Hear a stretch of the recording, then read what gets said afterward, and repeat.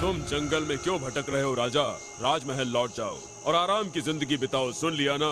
मैं तब तक नहीं जाऊंगा जब तक मेरा काम पूरा नहीं हो जाता, और तुम मेरे साथ चलोगे, समझे? अच्छा ठीक है, चलता हूँ मैं, लेकिन मेरी शर्त याद है ना? तुम्हें मेरी एक कहानी सुननी पड़ेगी इस यात्रा के दौरान। और हाँ, तुम बीच में कुछ नहीं बोलोगे, वरना मैं अपने पेड़ पर वापस लौट जाऊंगा।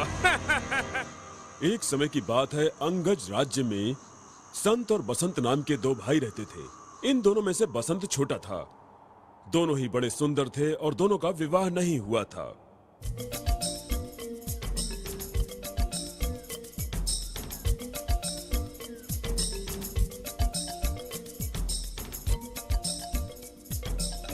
बसंत, हाँ। हम दोनों इस बाग में बचपन से ही आ रहे हैं, लेकिन आज तो ये बाग कुछ ज्यादा ही सुंदर लग रहा है ना? हाँ, मुझे भी लगता है। ओह, अब समझ में आया कि ये इतना सुंदर क्यों लग रहा है। उसे देख रहे हो?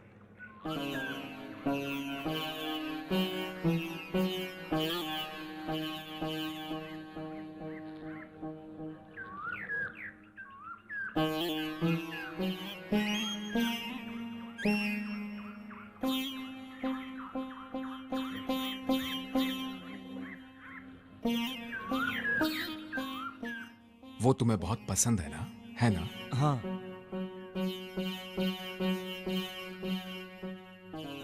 अरे लेकिन वो गई कहाँ?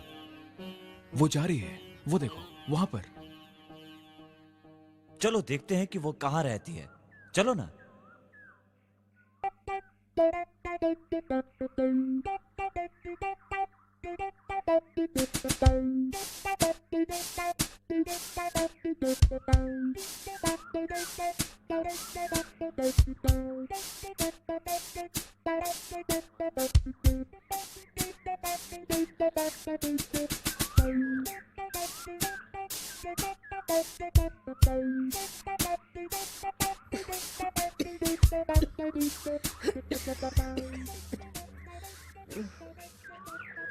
हाँ, कौन हो तुम? किसी से मिलने आए हो क्या?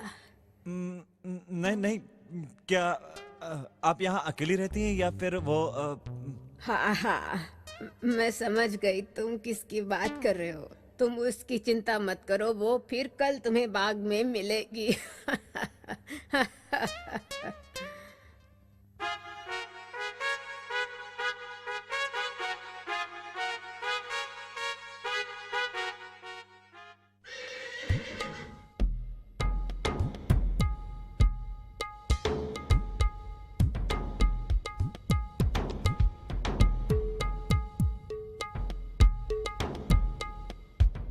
क्या तुम कहीं जा रहे हो क्या? मैं तुम्हारे साथ चलूं? नहीं नहीं, मैं एक जरूरी काम से जा रहा हूँ। तुम घर पर ही रहो बसंत। ठीक है, मैं घर पर रुकता हूँ।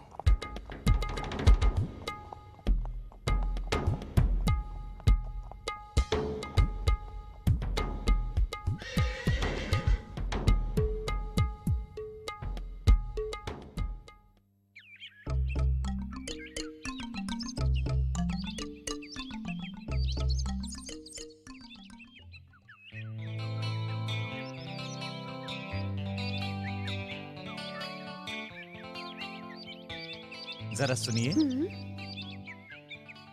मेरा नाम है संत। मैंने कल भी आपको देखा था। मैं आपसे कुछ कहना चाहता हूँ। नमस्ते, मैं हूँ चित्रलेखा। क्या कहना चाहते हैं संत? मैं पास में ही अपने छोटे भाई के साथ रहता हूँ। हमारे पिताजी राजा के दरबार में मंत्री हैं। अब तक मेरी शादी नहीं हुई है। मतलब आज तक मुझे मेरी पसंद की लड़की नहीं मिली। तुम पहली लड़की हो जो मुझे पसंद आई है। चित्रलेखा, तुम उससे शादी करोगी? क्या तुम मेरी पत्नी बनने को तैयार हो? एक बार फिर से सोच लो संत, क्योंकि मैं उतनी सुंदर नहीं जितना तुम समझते हो। ये तो मेरा नकली रूप है जो अपने असली रूप को छिपाने के लिए मैंने बनाया है।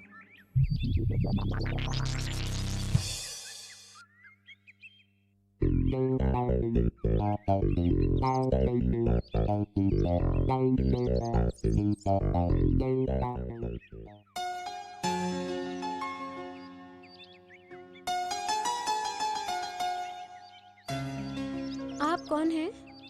नमस्कार, मेरा नाम बसंत है। मैंने कल भी तुम्हें इसी बाग में देखा था। तुम मुझे बहुत पसंद आई थी। मैं एक अच्छे परिवार का लड़का हूँ। अगर तुम्हें कोई एतराज ना हो, क्या तुम मुझसे शादी करोगी?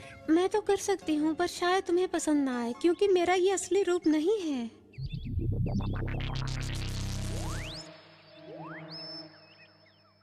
अब क्या हुआ आपको? अब तो तुम मुझे पहले से भी कहीं अधिक खूबसूरत लगने लगी हो चित्रलेखा। क्या?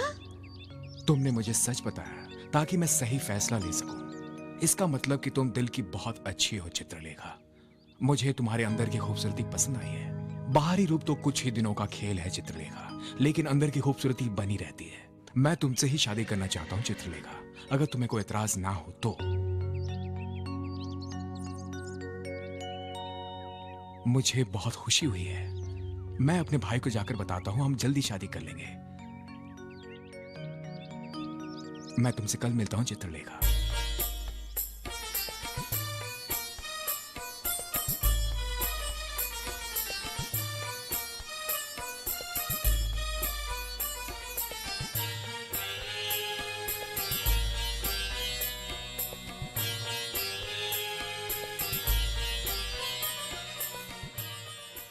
तुम्हें धोखा हुआ है भाई, वो उतनी सुंदर नहीं है जितनी नजर आती है।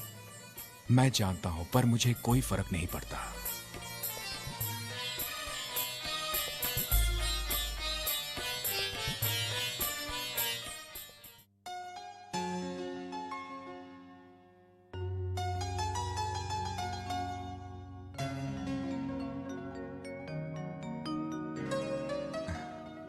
चित्रलेखा, तुम अभी भी इस तरह बन संवर कर क्यों रहती हो? तुम स्वयं इतनी खूबसूरत हो।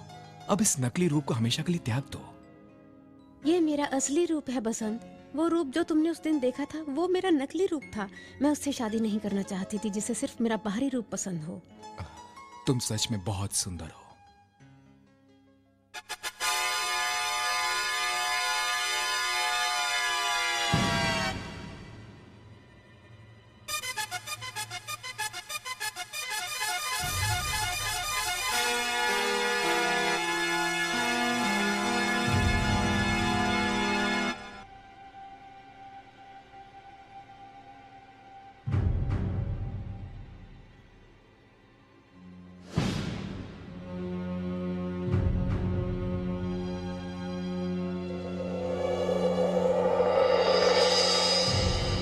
मेरे कमरे में क्या करने आए हो? तुमने झूठ क्यों बोला था चित्रलेखा? मैं तुम्हें ज्यादा चाहता हूँ और मैंने बसंत से पहले शादी की बात की थी। तुम मेरी हो, सिर्फ मेरी हो। चुप रहो। मेरे कमरे से तुम इसी वक्त बाहर चले जाओ।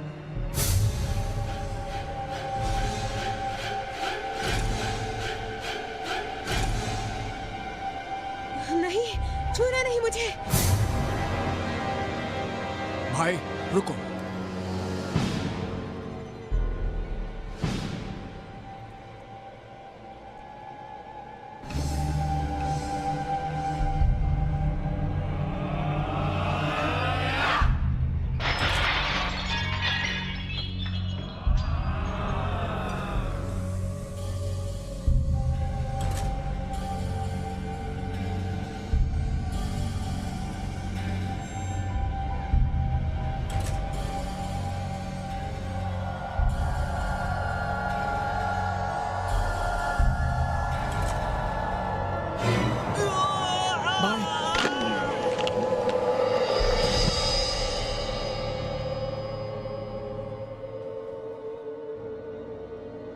पूरे राज्य में ये खबर फैल गई कि बसंत ने अपने भाई की हत्या कर दी है। अगले दिन उसे गिरफ्तार करके दरबार में पेश किया गया। सभी को इंतजार था राजा के फैसले का। अब तुम बताओ विक्रम, दरबार में वसंत के साथ क्या हुआ? क्या उसे उस अपराध का दोषी माना गया? नहीं, बसंत ने कोई अपराध किया ही नहीं था। संत की मौत तो एक दुर्घटना थी और बसंत ने तो ये सब अपनी और अपने पत्नी की जान बचाने के लिए की थी। संत का वही अंजाम होना था। राजा ने तो बसंत की तारीफ की होगी और उसे छोड़ दिया होगा।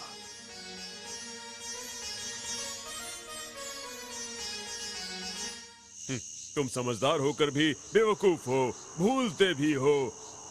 तुमने बोलकर मेरी शर्त तोड़ दी है, तो मैं जा रहा हूं।